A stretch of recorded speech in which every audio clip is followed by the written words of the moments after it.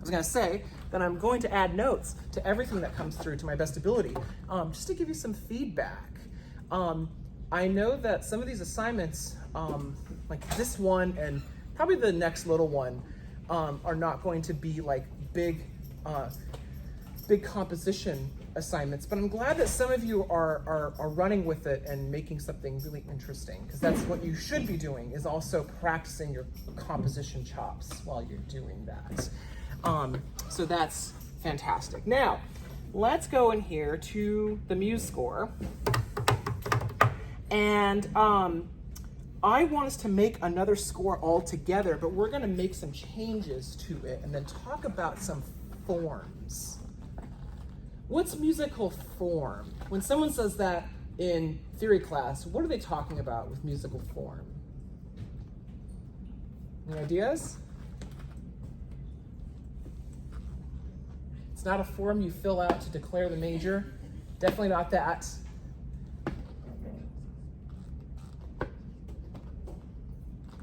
Taking a guess, like how it's expressed. Okay, how's what expressed? Good. I thank you for jumping into the yeah. Huh? Yeah. No, that's very valuable. Yes, let's keep going with that.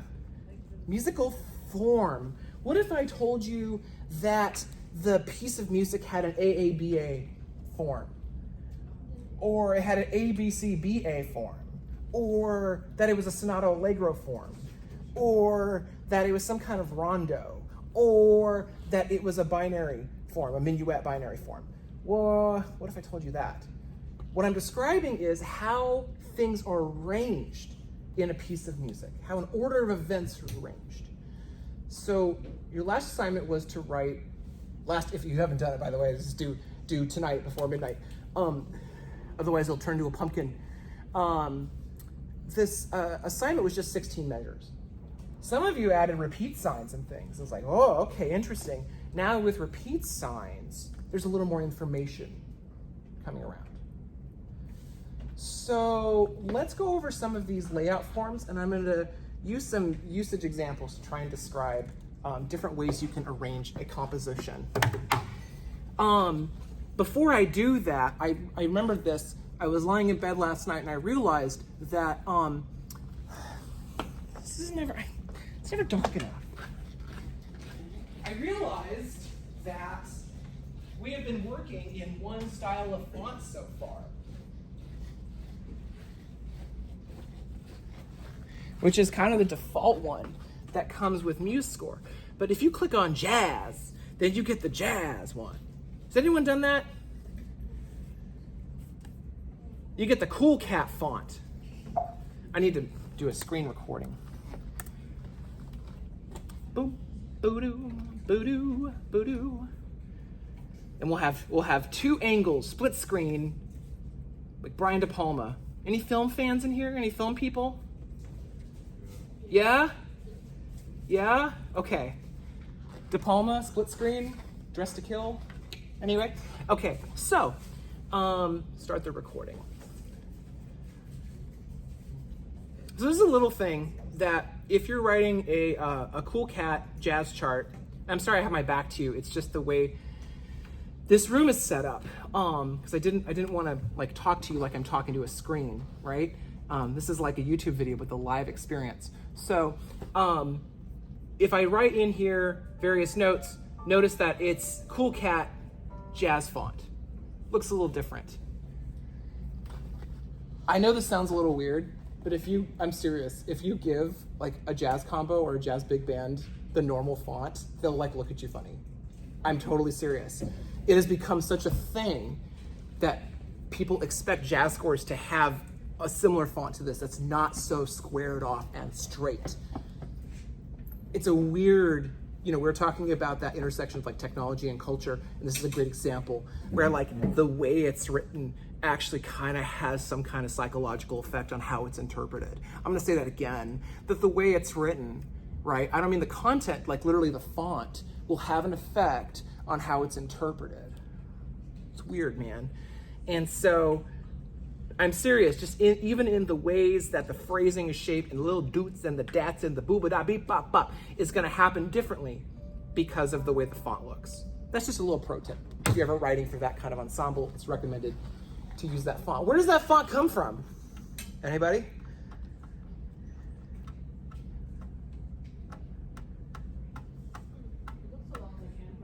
It looks like handwriting. Great, great. Yes. Okay, it looks like handwriting. I know that might seem like a pithy observation, but that's a big deal. It goes back, methinks, yes, to handwritten scores, but in a lot of jazz musicians' minds, it has to do with the real book. What's a real book?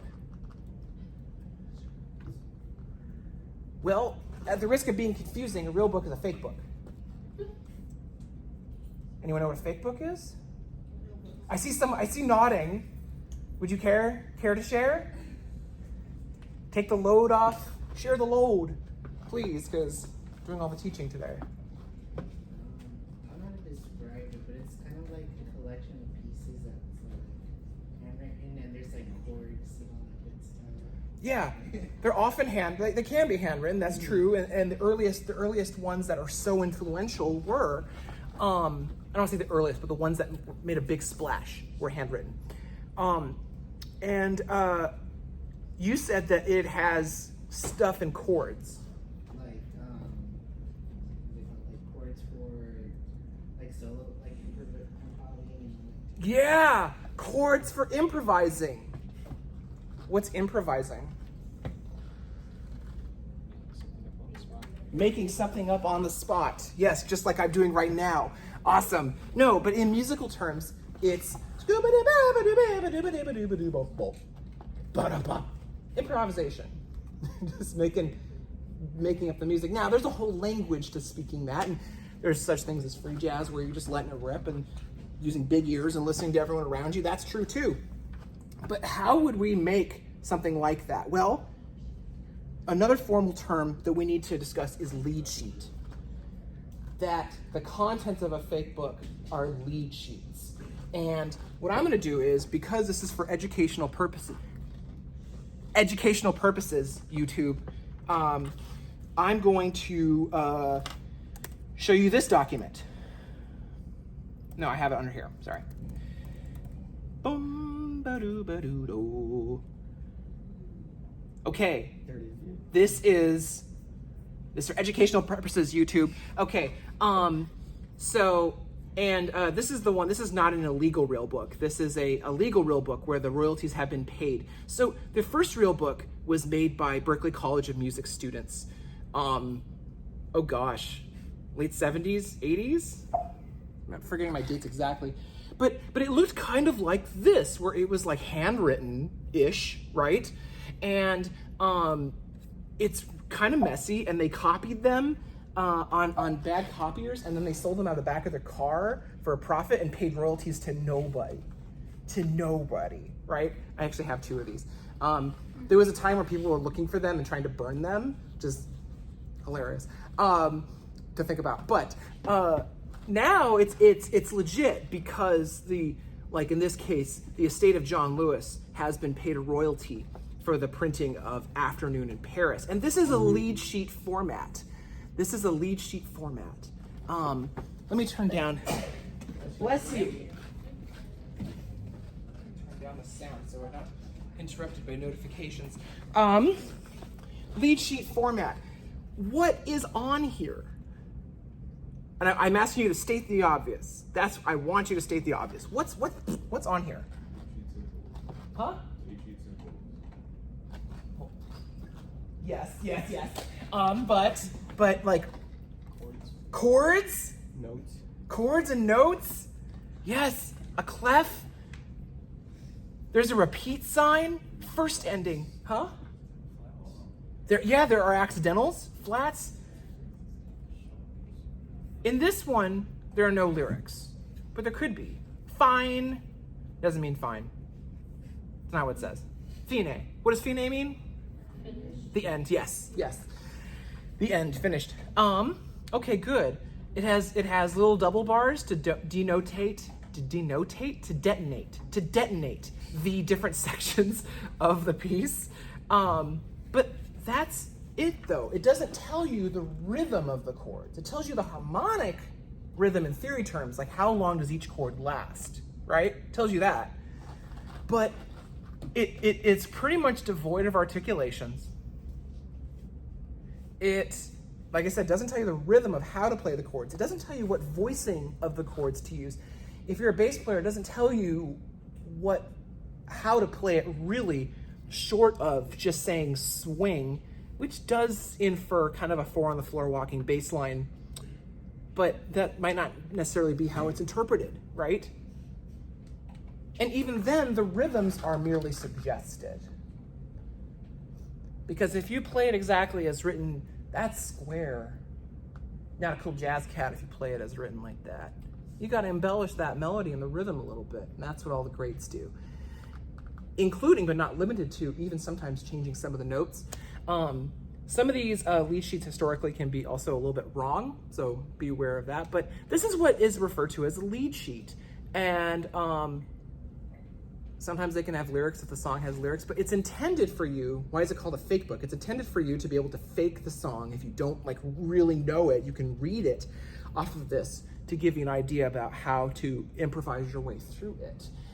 And a lead sheet, like I said, with improvisation, lends itself to an improvised medium.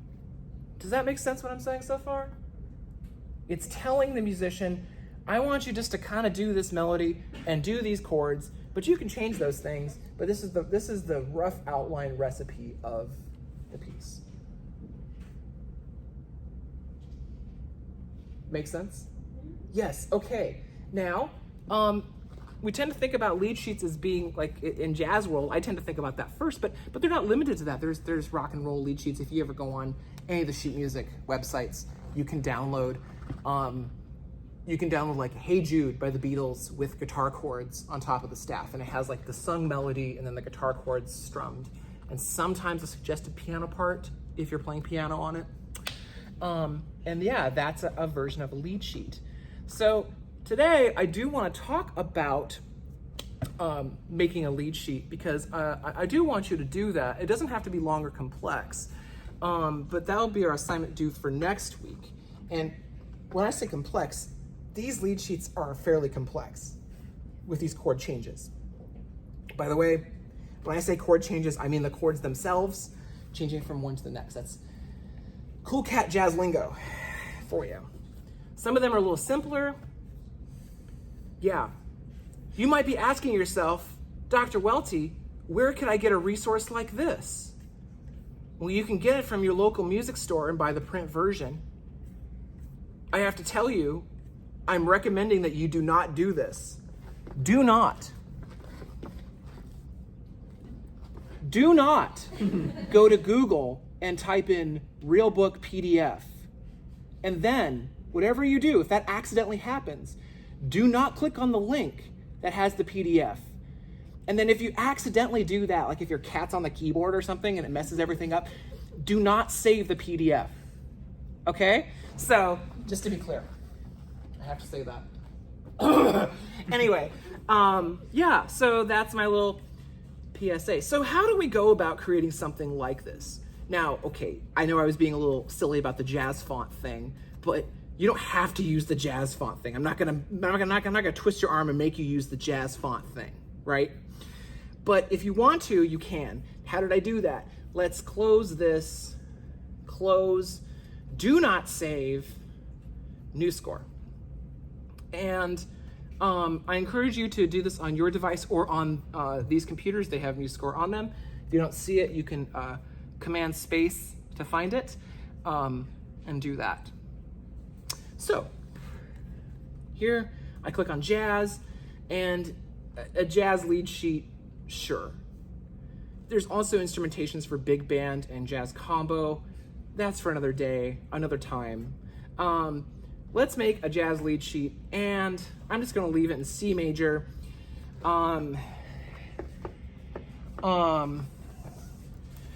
Skee-bee-dee bop, whatever. It's not evocative of anything. And that's my name. And no, we're gonna do this at, say, 80. Cool. And we're going to use 32 bars. Now check it out. Check it out. This is what I want you to do. I want you to do 32 bars. But guess what? You get to repeat stuff. Yay! So it's actually not that much, like, it's not like extra composition for y'all. Okay. Now I'm choosing to make this in a kind of a quasi-jazz idiom. You could make this in a pop rock, simplistic thing. Cool, man. You don't have to know the jazz language to complete this assignment. But if you want to go there, if you want to get weird, you can.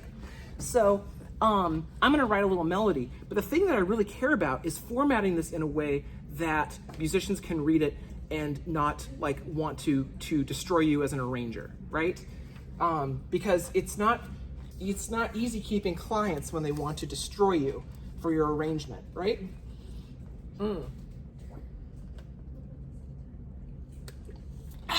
Yes, okay. That's just coffee with cream. I'm gonna write a little melody. And I'm sorry that this actually doesn't send the sound to the speakers. It's hilarious.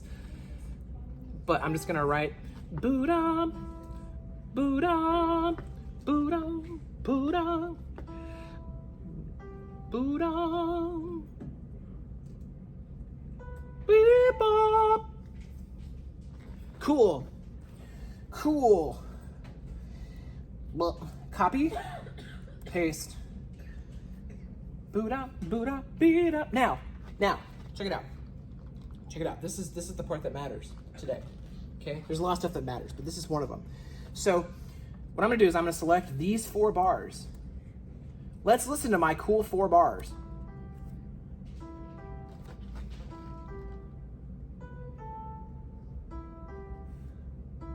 I'm gonna speed it up.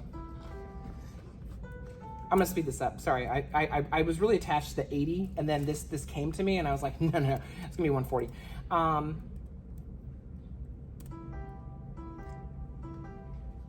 Okay, so the playback is not great, but this is kind of like Buddha, Buddha, Buddha, Buddha, Buddha, Buddha, Buddha, Buddha, Buddha.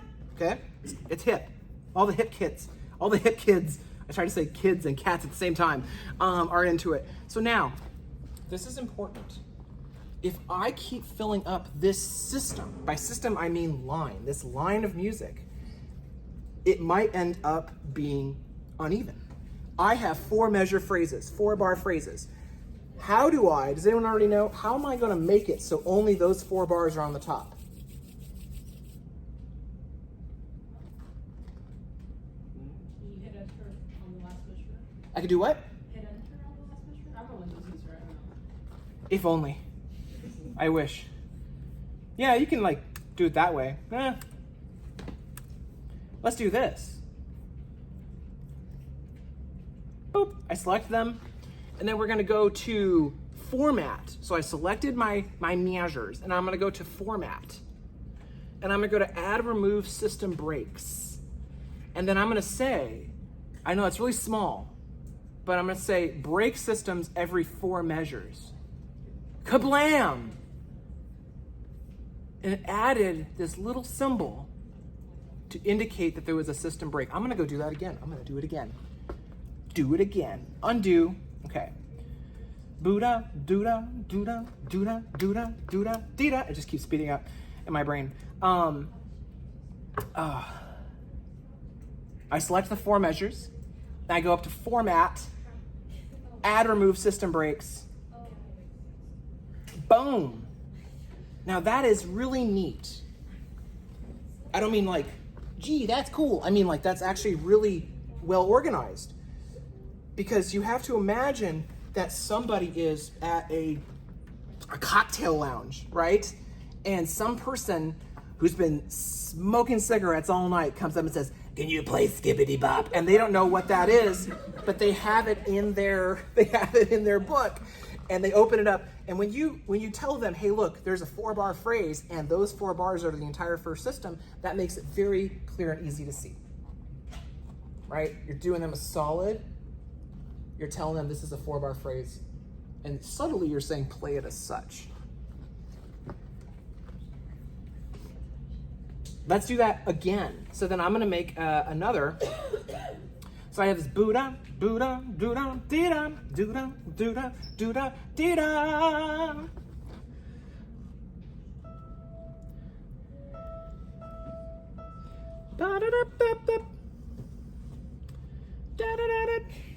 Yeah, that's hip. That's super hip. Are there any Miles fans in here? Anyone like 7 Steps to Heaven? Nope.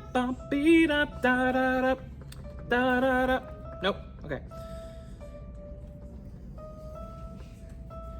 And then let's get weird. Dude, a B flat. Yeah. Cool. Now, what do you think I'm gonna do here? Same thing. These 4 bars, format, system breaks, kablam.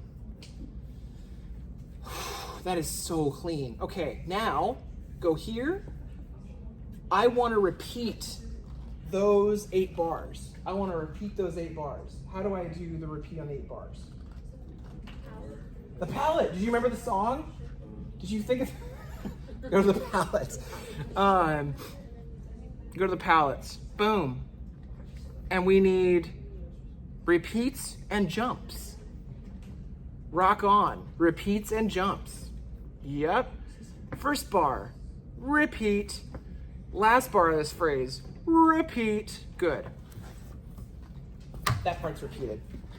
This song just keeps getting faster and faster and faster to the point of being unplayable. Now we're at 200. Do-da, do-da, do-da, do-da, do-da, do-da, do-da.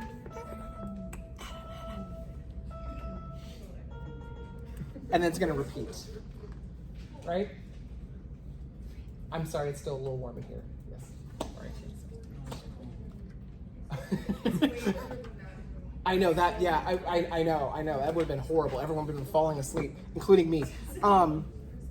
Okay. So, is this clear so far about how to make these things repeated? Yes. Great. Rock and roll. Now, what we want to do here is something similar, where I'm going to make a B section. And I'm just gonna put something crazy just for time's sake, right? Today. So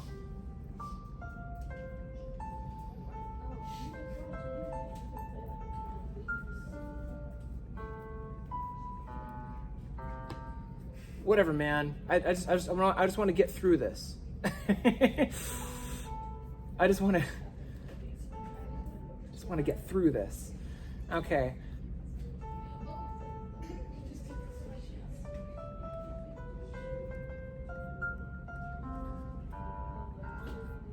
Okay, cool. And then let's format this again, and we're gonna say 4 bars. You guessed it, 4 bars. Boom. And then 4 more bars. Shift. Boom.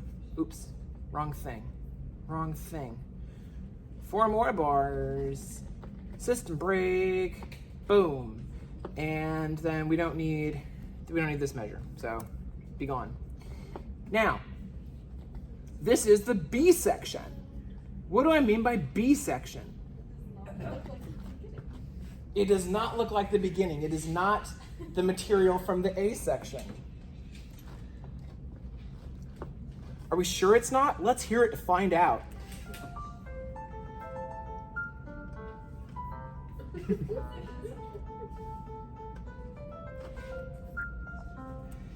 These need to be a little weirder. This isn't weird enough.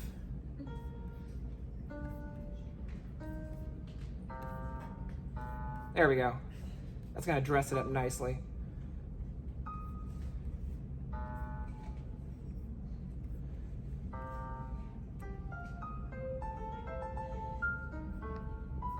Yeah.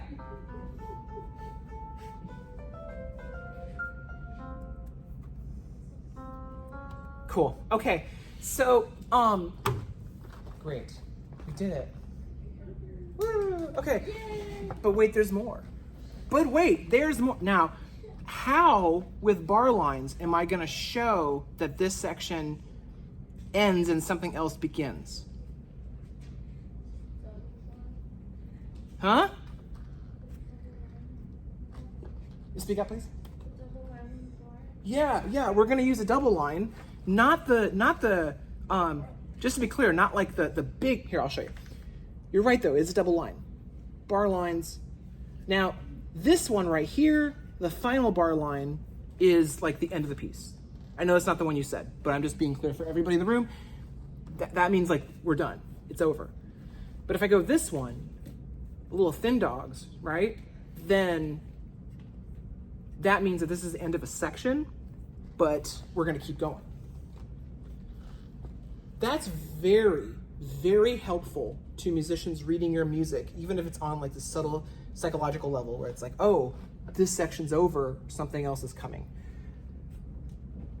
So what I'm gonna do finally, lastly, is I'm just gonna copy this, copy pasta, low effort, low energy, and put it here. I'm joking, I'm being snide for no reason.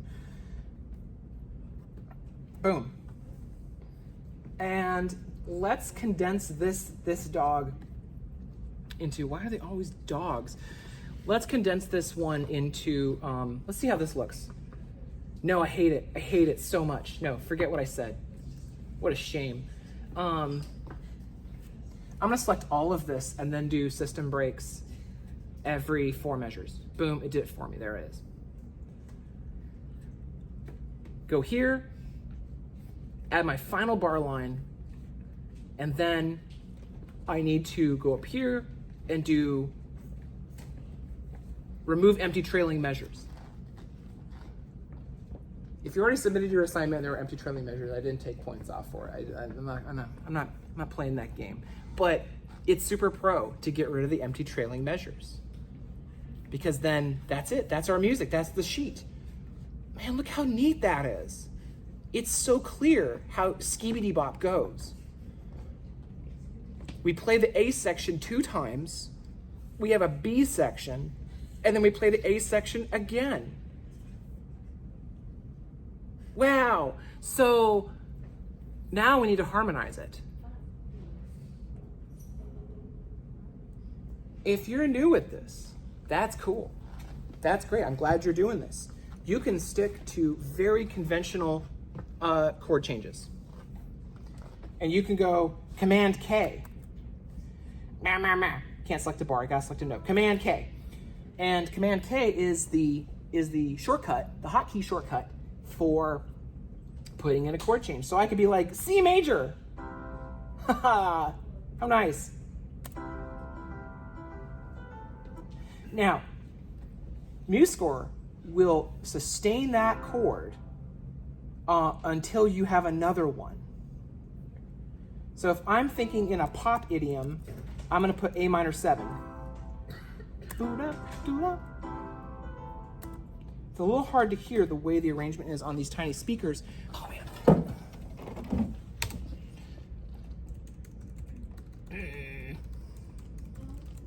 Typing fast because I'm thinking fast. Oh, I turned the sound down, that's the problem. Gotcha. Okay, we'll use this. This is a hip sound, right? Huh? Oh yeah, what did I write? Okay. So it's common for people reading these to not be married to the octave that the melody is written in. So we don't have to be like, it can be up here. This is improvisatory and it's part of this practice of making this kind of music. So if I voice it, I'll voice it like this. I have, this is do-da, do-da, do-da. And then I have,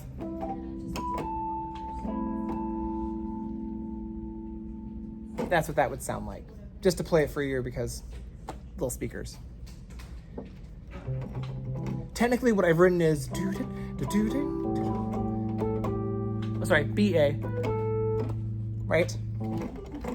So that's that. If you want to get good, I encourage you to try this. Use this as an exercise. Try some of the weirder voicings. What's a weird jazz voicing we could use over these notes? C7. C7. We can get weirder than that. We can get weirder than that.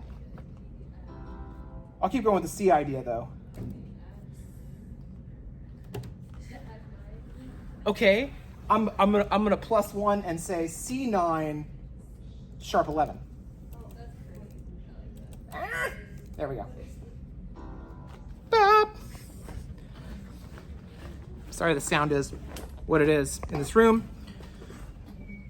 My jacket has fallen off my waist. Okay. What notes are in a C9 sharp 11? C, E, G. Hey, maybe we can sing. C, C. I'll sing this octave.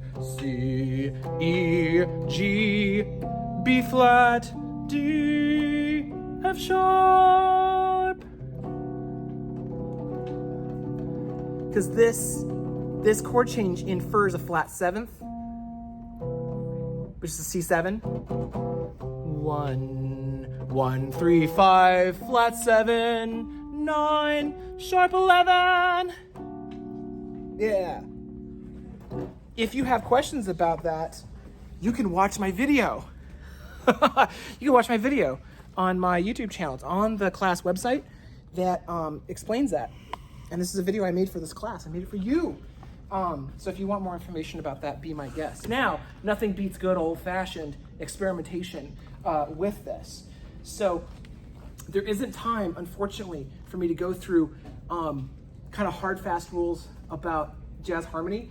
I encourage you to mess around. You can put just about anything in here that'll be interpreted as a chord change, and it'll play it. So what if I do, B flat, add 9, sure, B flat, add 9. Ooh, it has like a Lydian sound. Do-da, do-da. Because the E natural against the B flat, that's cool, man. That's super cool, dude. Okay, so how do I want to voice this?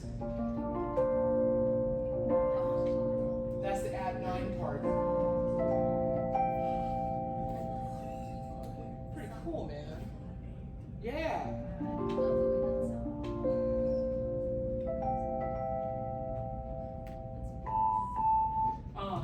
That's an option. What's the difference between sus2 and add 9?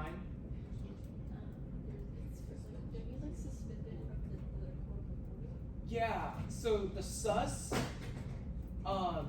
boy chord is that instead of a third, the third is suspended and it's a second. Same with sus4. And you get this kind of open sound. And add 9 means we have the full triad with the 9th added as a compound interval of, again, it's in the videos. It's in the videos. So, if you're unsure about what I'm saying, ask me, or watch the video and then ask me. Ask me anyway. Whatever.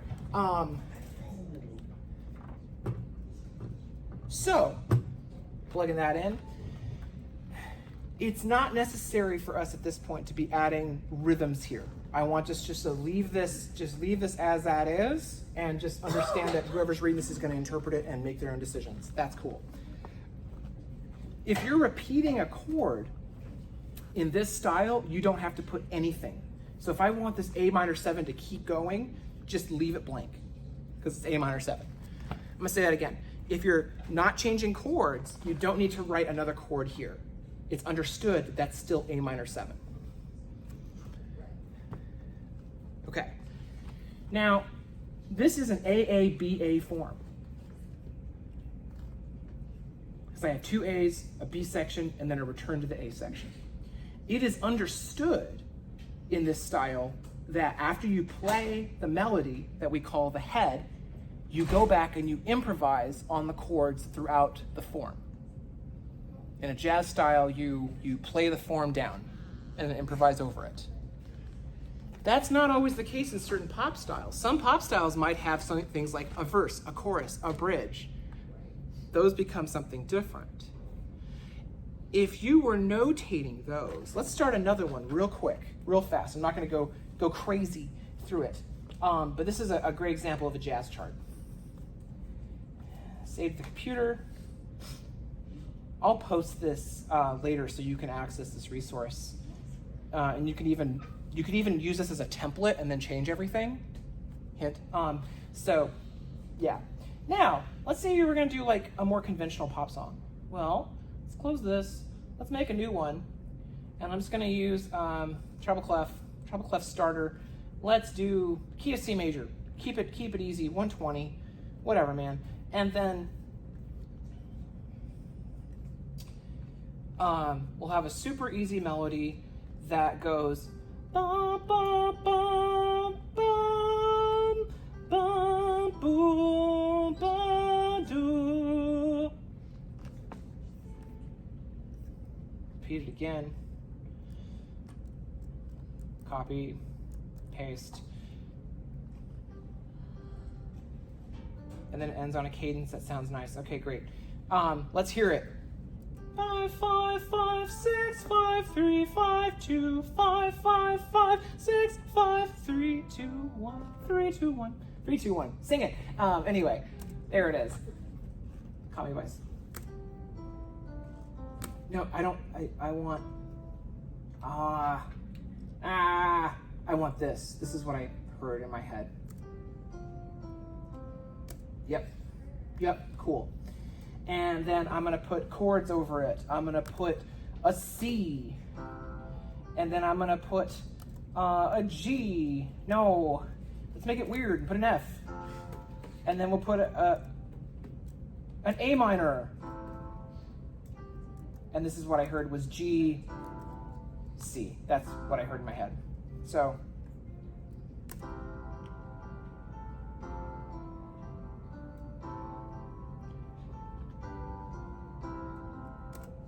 Cool, okay, it works, it lives, right? And then we'll repeat that. Why? Because I said so. We'll repeat it. Now, this is the important part. This is the part that matters. I'm gonna go here, and I'm gonna say text, and I'm gonna put, staff text. And we're gonna put here, oh man, I like it better with this one. I like it better with the rehearsal. So I'm kind of hacking this a little bit. These are rehearsal letters, but I'm gonna put intro. Intro, be like, this is the intro, and you repeat it, and then we'll keep going. You know what I'm gonna say? You know what I'm gonna say? You know it. Boom. Oh, yes. I like to put the repeat again. This is not necessary because this really means play it and then repeat it. I like to put this at the beginning too, just so there's like less of a chance of someone missing it. And then here, I'm gonna put text, and I'm gonna put this, and I'm gonna say verse. Even better, verse 1. And then I'm gonna just compositionally choose to kind of repeat this melody a little bit and say, do, do, do, do, do. I'm sorry, I wrote wrong. And then, okay, cool, give it a chord, it's a C again. Are we totally gonna do a 1, 4, 6, 5 this entire song? Yes. This isn't a game to me. I'm gonna repeat this. Yeah, but not that. Ow! Curse you. There we go. A minor. Nice. Okay, so I go here and I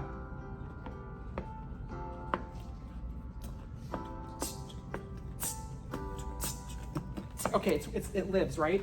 And then down here, I'm gonna go and put text, and I'm gonna put aha. Okay, so let me back up. I wasn't finding what I was looking for in the palettes. That's why I had a moment of confusion. It's under add. It's right here. I didn't need to look it up. It's under here, lyrics. And what I'll do is I'll select note, and I'll say add text lyrics. I woke up today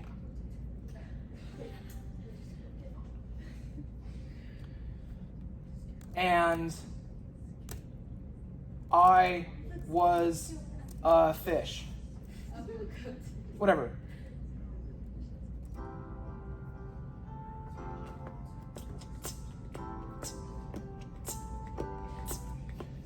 Does anyone want to sing this while I do the beatbox? Sure.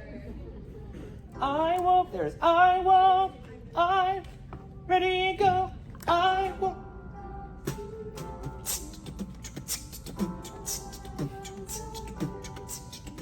Okay, so we did it. Now, this is how you would go about starting to write something in a more pop idiom, right? With the lyrics and the chord changes and things like that, right? And yeah. Now, you could do verse, chorus, verse, chorus. Now, this might get a little, let me introduce this idea today. We'll talk about it more as we go, but so I introduce this. It might be a little tedious to write out every single thing in the form, and it might end up being a lot of music. That's why we have things like going here to repeats and jumps. What do these things mean? What is, okay, we talked about fine, which is actually fine, which means the end, right?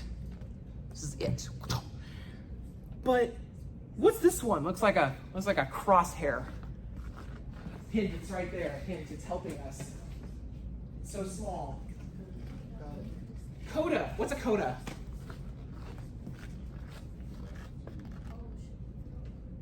Oh man. He does go to where you go back to the little symbol. Yeah. Okay. But But different. You go back. Or whatever. anybody? We know how to use it. We just don't know the definition. I can read it. Okay. A coda. Tail. Oh yeah. You know what? A coda? So it's like when you have like repeats, but there's like this little like sign, like a bullseye thingy, Yeah. and it'll tell like that's where you go like after a certain amount of repeats, Yes. and then it'll tell you to go to like another place, Yes. and then once you go to that place, you go through repeats, but you pass over that part. Yes. Yes. You're absolutely correct. It's at the end of the piece. Yes. It's at the end of the piece. So, this is the segno, which is the sign. The sign. There'll be many great signs. Okay. And two coda. You can also put two coda. What's DC? The section before the end? Back to the beginning. Yeah, back to the beginning. How do you know? What does DC stand for?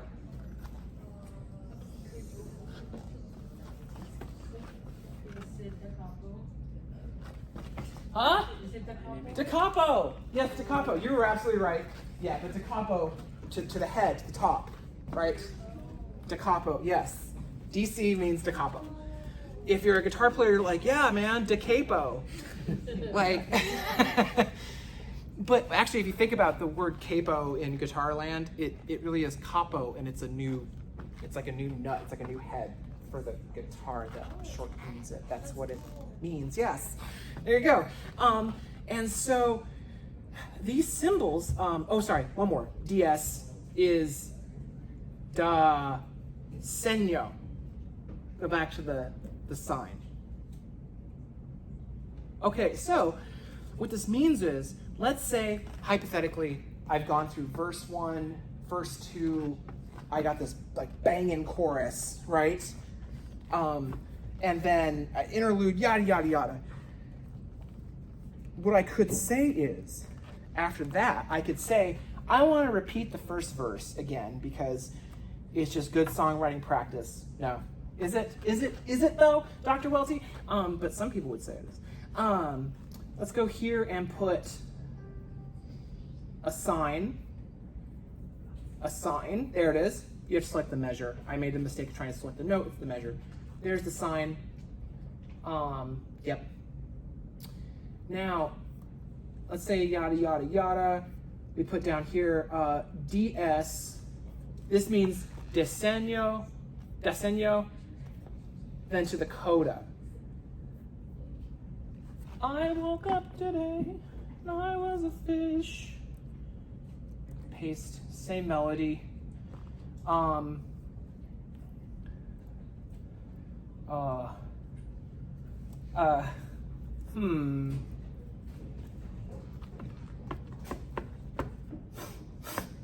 Where's the inspiration here? Where's the inspiration?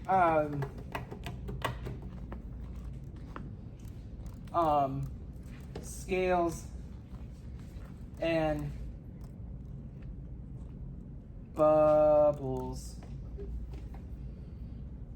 Oh, no. Oh, I know what I want.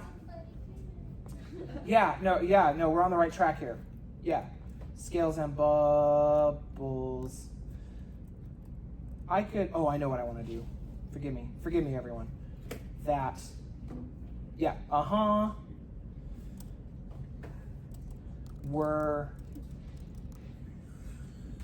my whole world. Whatever, man. Or my whole world. And then, yeah, cool. Great. And then I'm gonna go here and I'm gonna put,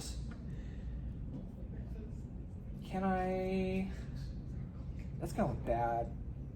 It's gonna look bad. Nope. I tried so hard. Okay.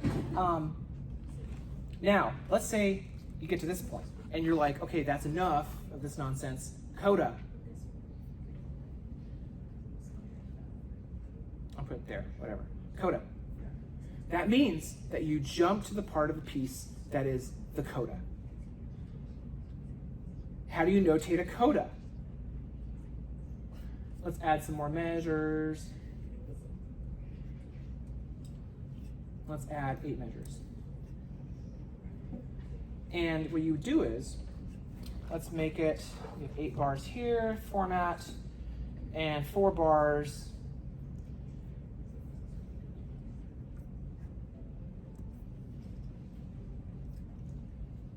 Four bars, good.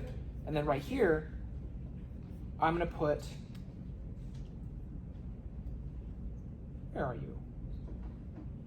Why do you fight with me so much? Okay, I'm just gonna put like this, text, and I'm gonna put staff text and just coda. Some people, you can put the coda symbol again. I don't like it because I feel like there's room for misinterpretation and misunderstanding, and I don't like that. But anyway, it says coda, and then down here, coda material. Now, this is important. Check it out. What I want to do is codas, if you see them in scores, are never all the way flush, right, with the rest of the staves. They're kind of indented. Little bit, just a little bit. It makes it easier to see, like, oh, this part of the piece is separate from the rest of it. This is the coda. So to do that, layout, and by the way, if something I'm clicking on in palettes is not in your MuseScore, you have to go to add palettes and it'll probably be in there, in case you're just not seeing what I'm clicking on over here. So if I go to layout, what I can do here is I can add frames. This is a horizontal frame. That's horrible. Let me go back and do this again. Add a horizontal frame. I'm sorry, I did it to every single one of them, which is why it looked so dreadful. So check it out. I made just a little spacer. That's what the horizontal frame is. It creates a space, and this becomes much easier to see now, because it's a disjunction in that horizontal field of view. Like, oh, that's the coda.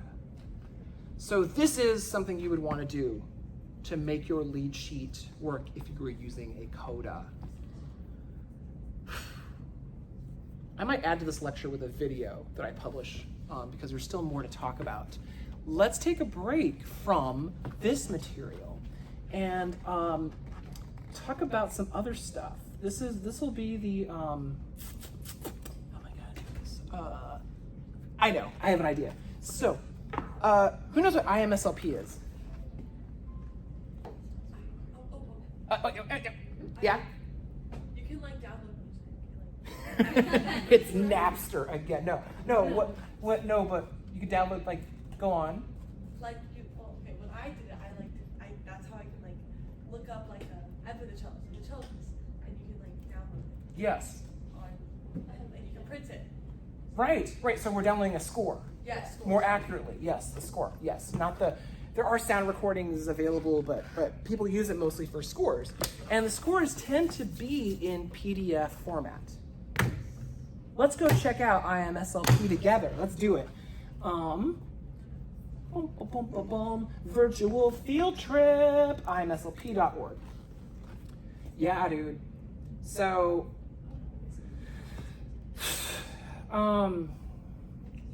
what do we feel like checking out? Let's do, let's do Schumann.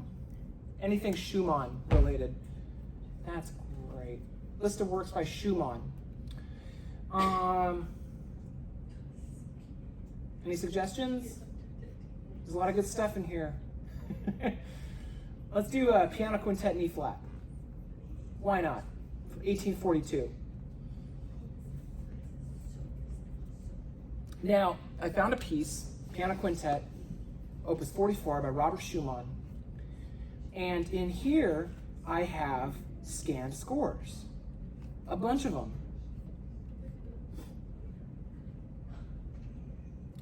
So let's click on one. How about the gnarliest one? This one looks pretty gnarly, right?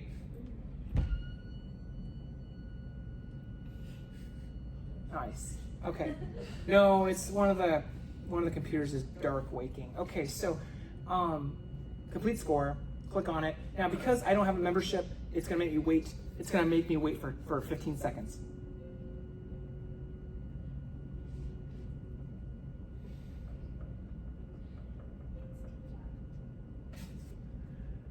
Okay.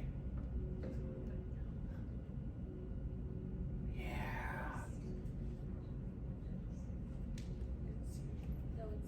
Wow. Look at that. Look at this old scan. Isn't that great? Wow, great typesetting. Confuoco. Yep. This is the score. I got it all. Yeah, look at that. Isn't that fantastic? Wow. Does this have? Yeah, this is just the piano part, though. Or is this a reduction? This is a reduction. I'm sorry, I'm misspeaking. No, let's find out. Anyway, back over here.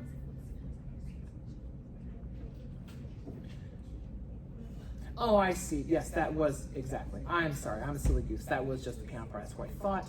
And then the violin part. Okay, so IMSLP is a resource for you to find the PDFs of scores. You should go and look up scores. You can look up random scores. Start with Beethoven. Start with Mozart. Start with Bach. That would be perfectly fine. Start with Brahms. So I go here, let's check it out. The violin part. Yep. As I thought. Neat. But wait a minute. What does that have to do with MuseScore? You can't use this for MuseScore. Well, kind of, sorta. If you go to, let me find it. This page. So there's a page called musescore.com. I believe is it just import? You can Google search MuseScore PDF conversion. And PDF converter, boom. Nope, that's a person trying. It is just import. I should have trusted my gut. It is just import. Okay, so let's see. Let's see how it does with this one.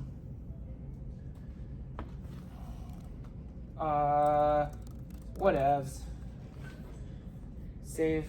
This might take a minute. It's a big file. But let's see what it does. I've done this before, unsuccessful. This might be too big a file to do.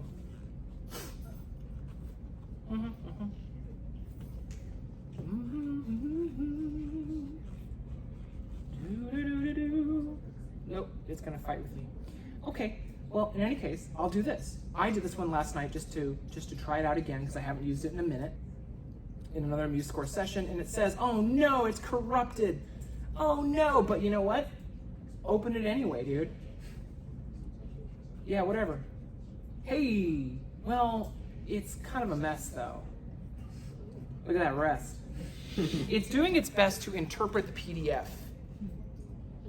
It's doing its best. So you can kind of get close with some of these things, but it's a way to convert PDF files to a format that you can manipulate on MuseScore. There isn't time for me to talk about Music 21. I am gonna make a video and talk about it next week, because you might be asking yourself, Dr. Welty, isn't there a repository for all of these great pieces of the Western literature to open in MuseScore? I would say yes, there is, but it's going to involve a little bit of setup time for us to understand how to get it to work, because we have to understand what the terminal is. Gosh, I'm gonna have to make that a video. I want to introduce you to the assignment you're going to do in 2 weeks. That's not a lead sheet thing you're generating. It's that I want you to score a short film. And as a proof of concept with this, I actually made a short film. That's right. I made a short film. And I made it on the way into work today. And I didn't get a chance to add a title card. Do I have time to do that? I really don't. No, we're just gonna have to watch it as it is. Let me see here. I make this full screen. Nope. Now what I want to do was show how you can begin thinking about scoring a short film. What I'm gonna do for this assignment, you'll see all the details. Don't worry, it's not due yet. I'm gonna write this all out. I'm gonna make a series of short films that are like no longer than a minute of myself being absurd and doing things. You can use one of those if you want to, or you can film your own. No dialogue is necessary. This isn't a film class per se, but it's mostly like silent, and then you're gonna score over it. You're gonna score over it. So if you make your own, if you choose to make your own, you can kind of be thinking about, okay, how do I want the pictures and the sounds to work together? You can also use mine. I'll make like 5 or 6 that you can choose from. Either way. So, what does this look like? Well, let me make sure I have my improvisation thing all set up over here, my improvisation machine, because if you've ever done any kind of scoring of any kind, you'll know that the way that you set something up is going to have a drastically different effect on how it's perceived. Let's do just a Steinway.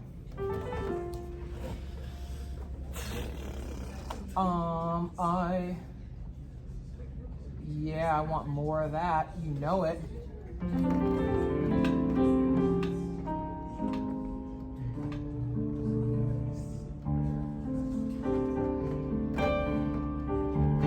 Okay, cool. And we can hear the piano. Great. So if I start the film, I gotta hit this and then run over there. I gotta hit this and then run over there. Run. Okay. Okay. So this is me driving to work. I'm driving to work, and it's this.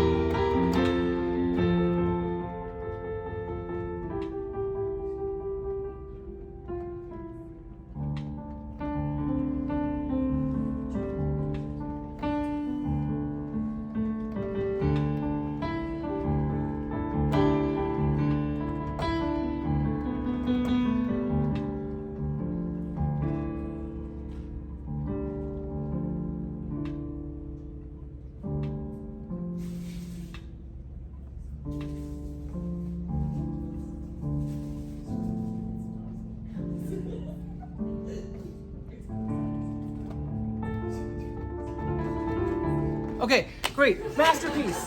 So now, I'm not gonna run the whole thing again, but I'm gonna do something very different musically. I'm just improvising, making this up. So if I go here, and let's go back to the beginning, please, beginning of the whole thing. And if I do it again,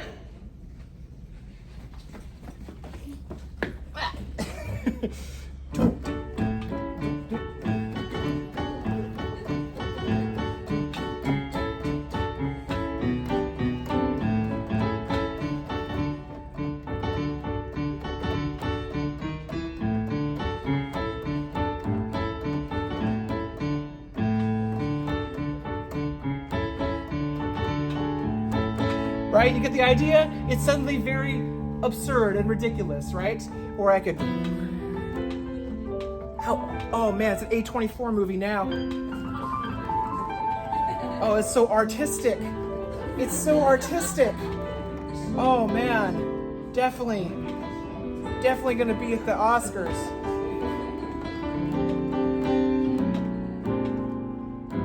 Oh man, what does she think about as she walks? She's so artistic. Oh man, so mysterious and strange. Life is so weird. How did we get here? What are we doing in this planet? Why, God? In the elevator. But it's okay, because she has a beautiful mind that no one can see. It's a secret. It's way down inside. One day, everyone's gonna see it. She's gonna step out of the elevator, and it's gonna be a whole new world. Everything will be different now. Everything will be different this time. Into the sunlight. And she's gone. Okay, so. Okay. Okay, so. So that was me just improvising the piano. Now, what I would recommend that you do, because I want you to think about this assignment. In the meantime, you're going to make a lead sheet assignment just to practice more MuseScore stuff. Hooray. But this will be like in 2 weeks. I'm going to start making those little films. You can make your own too. Don't go longer than a minute. There's no reason to go longer than that. You can improvise at the piano and then use that as a tool to start solidifying your ideas. It does not have to be complex. It can be very simple. I'm sure you've heard scores that were exceedingly simple. Anyone see The Brutalist? Huh? It's pretty good. It's pretty brutal. But it opens with this 3, 4, 5, 1. It's like the big opening bah, bah, bah, bah, that keeps coming back. And it's just 3, 4, 5, 1. Anyway, we're out of time. And be on the lookout for those assignment details. I'm gonna post the lead sheet one today and then the filming one later. And more information. If you need help, ask for help. I'll be here for office hours. Goodbye. Stay cool and stay refrigerated. So.